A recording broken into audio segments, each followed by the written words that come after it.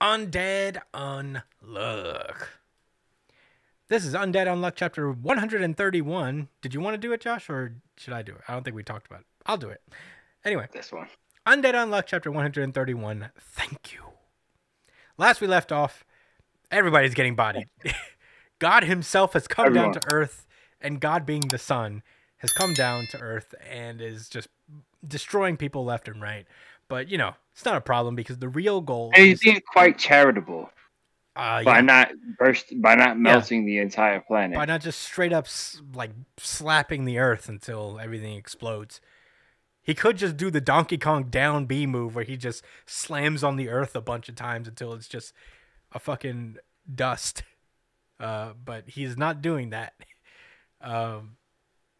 But yeah, all the negators of the world are using pretty much all of their power to fucking hold off the sun. So, and you know, for all that, they're doing a pretty good job. You know, they shouldn't be able to last 10 minutes against him, but they're here. And in the very last chapter, we saw that Huis, using her last willpower and pumping it into the rebellion sword, has managed to strike a blow against God, but she loses her life in the process, causing Victor to go berserk. And he's not having a great time right now. He turns over to Rebellion and he's like, "Rebellion, possess me." And Rebellion's like, "Huh? What do you mean?" He said, "Possess me." And we get a new Victor form. Victor is completely fused with the Rebellion sword. And he shoots out a really epic Rebellion blood beam thing. Yes, he turned into a full weapon. Mm-hmm.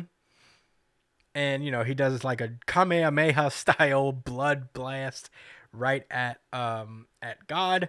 God is like... knocks him off his fucking feet. Oh, yeah. So fucking strong, this attack. And Victor's just thinking to himself, I understand what this is. The warmth you gave me. For 455.4 billion years, you've been right there, alive by my side, so it never clicked. And he says, one by one, as he's thinking about the people who've passed, you know, he sees Giselle, I think her name is. He sees Rip and Latla. He sees Nico and his daughter. He sees like one by one. They all grew stronger so they would never lose this warmth. And, you know, we're cutting to the different negators around the world, doing their best struggle against God. He's like, for me, for us, what gave us strength, what pushed us to live, what shaped us and held us together has always been that feeling that we gained from those we hold dear. And I learned that far too late. As God like steps on the ground, just creating waves of destruction. Tatiana is just yelling her fucking lungs out. She's like, "You're not getting through on my watch." That little area around her is untouched, as is her ability. Billy looks over and is like, "Tatiana," but fucking Unruined pulls up and stabs him directly in the eyeballs, so he can't use Unmove anymore. Yeah, he just pokes him in the eye. I think you're muted, Josh. I don't think he can hear you.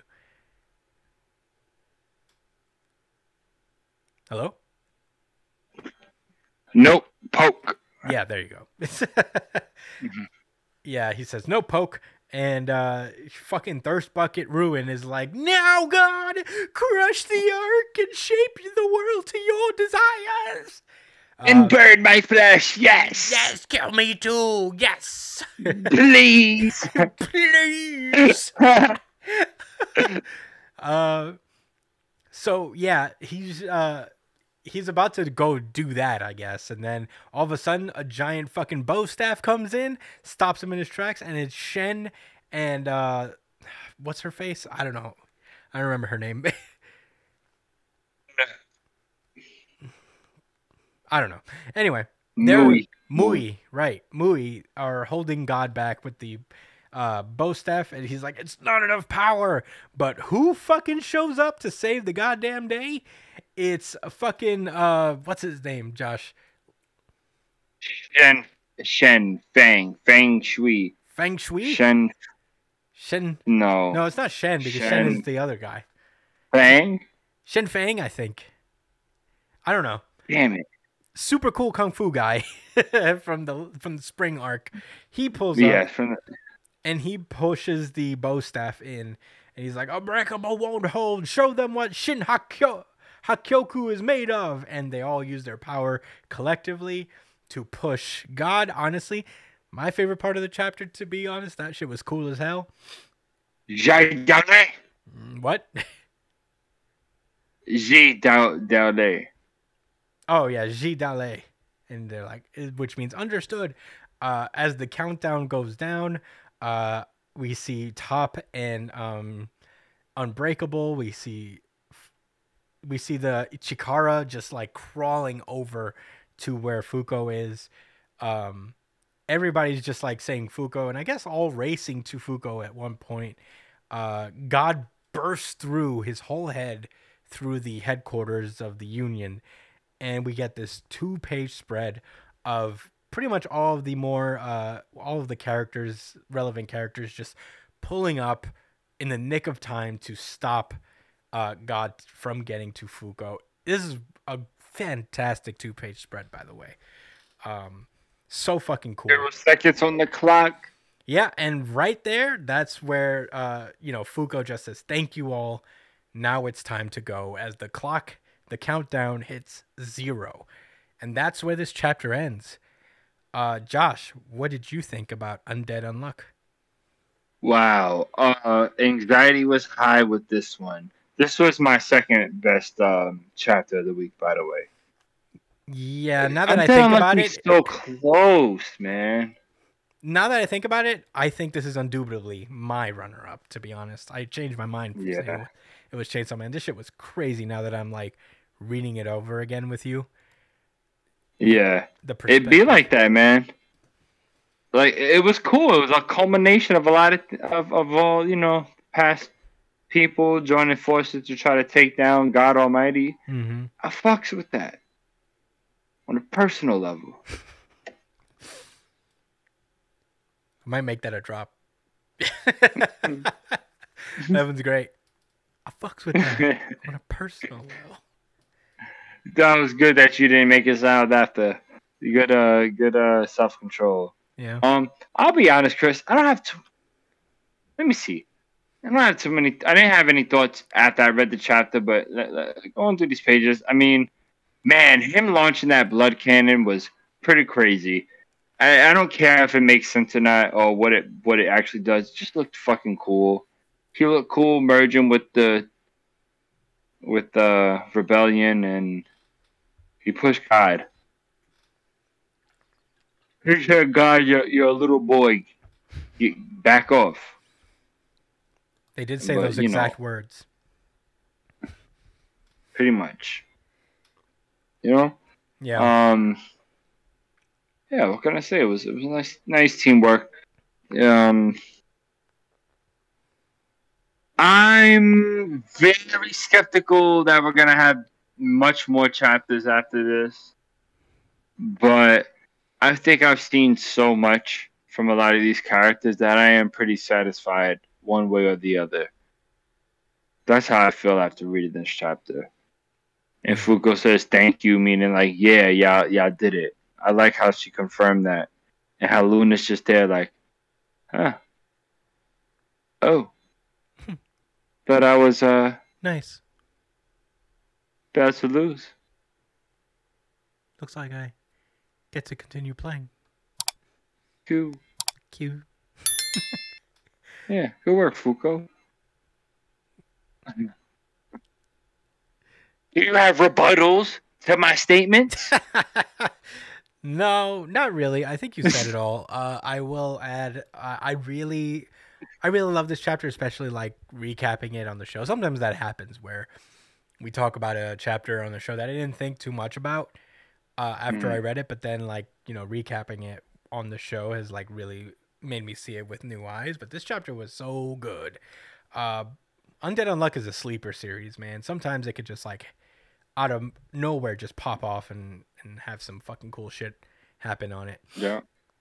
Now, opening stuff with with Victor going off about the power of friendship is really cool. I think it's because it's obviously more than just the power of friendship. It is just like we're all fighting just so we can stay together. We've all been like through so much shit and trauma and all this shit, and all we're trying to do is preserve the nice feeling about being around people who like feel the same way as us, Yeah.